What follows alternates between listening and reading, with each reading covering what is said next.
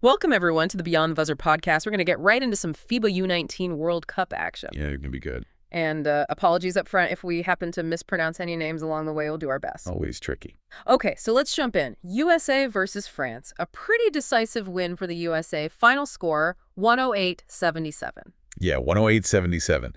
That score, it really tells you how much they controlled this one. And it started right from the jump in the first quarter. Absolutely. USA set the pace immediately. They were looking to score. Right. You saw Christopher Brown hitting that clutch three-point pull-up. And Peat, strong drive, getting that layup, attacking inside and out. And France, they seemed to struggle early, didn't they? Especially with turnovers. Oh, yeah. Bad passes, some handling errors. And USA, well, they made them pay. Peat, Caleb Holt grabbing those steals, that just fuels the break, right? France barely got set. Exactly. Marc-Owen Fodzo Dada did get to the line for France, hit his free throws, but still. Still, USA finished that first quarter way ahead, 33-18. That's a statement. Huge lead early on. And they didn't really let up in the second quarter either. Kept that tempo high. Christopher Brown again, right? Another three. Yep, another three. Just stretching that French defense thin. And, the U.S. defense was solid, too. Saw Brown getting involved there as well. Had a block, grabbed a board. Good two-way play. Definitely showing that impact on both ends. France, they tried to chip away. Yeah, Jafet Mubadel got that offensive rebound. Oh. They were working on the glass. They were, but converting those second chances. Yeah. That was tough for them. Didn't always finish. Tallis Solhack did get a layup. Nice assist from Sorenbrock there.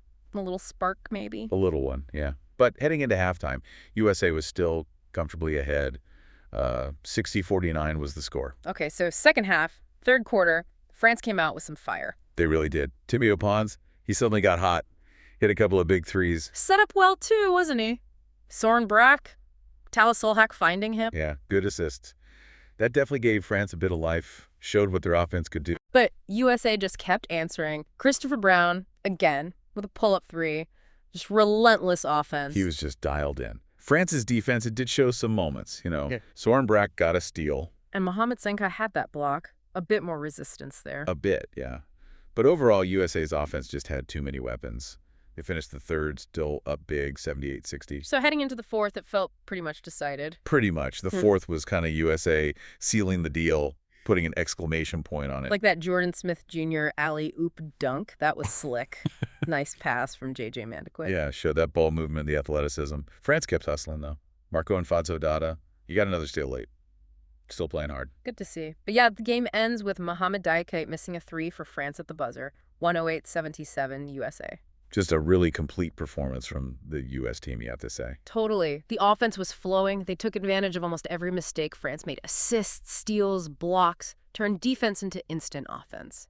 And Christopher Brown, Peat, they were huge factors in that, just driving the whole thing. What about France? Any positives to take away despite the score? Well, yeah, that third quarter showed something offensively. Timmy Pons, Tallis Solhack connecting. And they were active on the boards, grabbing offensive rebounds. Right, getting those extra possessions, but maybe struggled to convert them. Exactly. Converting against that USA defense was the issue, but the effort was there. Any areas for USA to maybe tighten up, even in a big win like this? Well, they did have some turnovers themselves. A few bad passes, moments where the ball handling wasn't super sharp.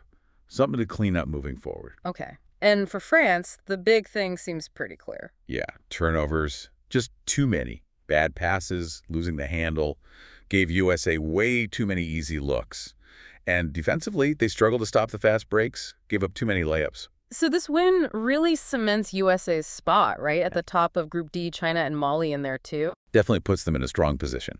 France, obviously competitive, but this shows the level needed. These U19 games between USA and France, they usually have some intensity. Yeah, this one definitely did, even with the score gap. Key players-wise. Got to circle back to Christopher Brown for USA. Scoring, assists, defense. He did it all. And for France, Marc-Owen Fodzo Dada, his energy, drawing fouls, getting steals, he stood out. And good news, no major injuries reported from the game. Nope, nothing specific reported. Seems everyone came through okay, despite the intensity. All right, that wraps up our look at this one. Thanks, everyone, for listening to the Beyond the Buzzer podcast. Yeah, thanks for tuning in. We'll leave you with this question to think about. With USA's dominant performance, do you think any team in Group D has what it takes to slow them down?